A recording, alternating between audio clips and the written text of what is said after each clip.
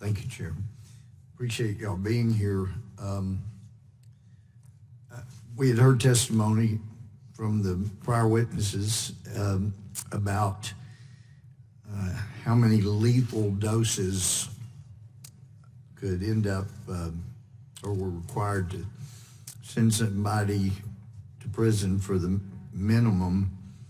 Mr. Butler, do you have a recommendation on how many lethal doses of fentanyl should trigger a prison sentence? Well, exactly, if your question, wonderful question, if your question is exactly how much fentanyl should someone have before they go to jail, that's not my place. That's, I believe, the legislator's place. What I can say is that there were misrepresentations, I believe, by Ms. Lipscomb, not regarding the actual doses, but how drugs are actually used in real world. By that I mean the circumstance Mr. Holcomb dealt with, that is coming into the mail and his son unfortunately and tragically using it, is not the circumstance that my office and other offices are seeing. What we're seeing is an individual on the street who doesn't know that he has fentanyl, has a mixture of substance about the size of an aspirin pill that he believes to be heroin. My time is very limited, so let me move on.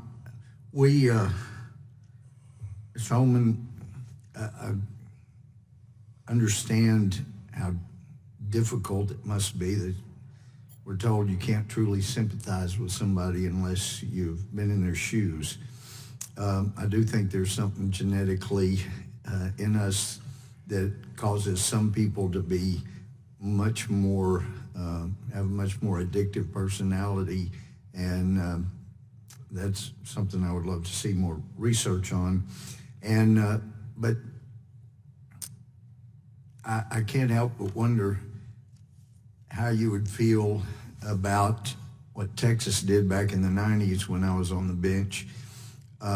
Some people disagreed with it, but they were locked down felony punishment, substance abuse felony punishment facilities. Back then, I'd seen something indicating 70% of those who went to prison had a drug or alcohol addiction, and it seemed to make sense to me that we ought to have facilities where if you're addicted to something, that's where you go, and everything is about furthering education and dealing with your addiction.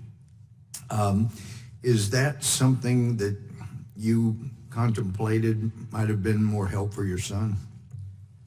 Yes, those that are struggling are not maybe typical of what you would think. I mean, my son was bright, smart, intelligent. He could sit here and talk to you just as I am today.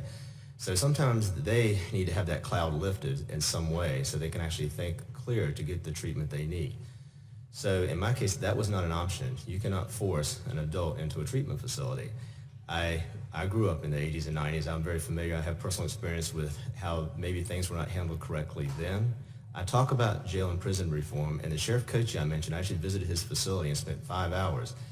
And I would recommend anyone look into what he's doing because of a law in the books. He takes people, all of his inmates are treated for substance abuse. They receive MAT, and even people who are not arrested go in, and it's not a bad thing. Is that a 12-step program, or what is it? It's a full program. You can't sum it up in a few minutes. You have to go look at his facilities and so forth. Mm-hmm. But I honestly feel like this time where we're at, you have to pull people away. With the crack cocaine, just like with other substances, you may have a little bit more time. With the synthetic opioids, and especially fentanyl, it's not just pure fentanyl. It's put in a Xanax bar. It's mixed in with put in all kinds of things. So what used to be the low-level dealer then is actually a drug trafficker now. So there's a lot. You people are 95% there. You're getting close. You're talking about all the right things because it's a complex process. My only ask is that don't let this expire.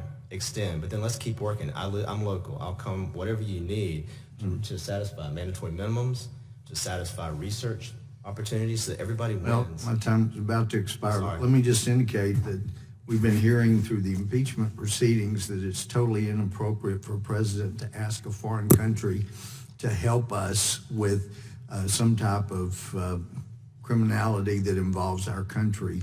But it sure sounds like that's something we ought to be doing with China to root this out.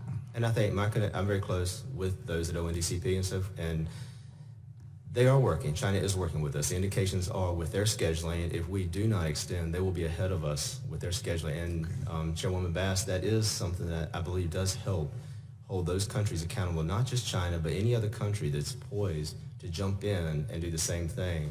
Because these are smart people. We don't talk enough about the criminals because it's not a good topic. But there are people out there that are high tech, they're chemists, they're technologically capable to market this to our children and right under our noses. Thank you, Madam Chair. Absolutely.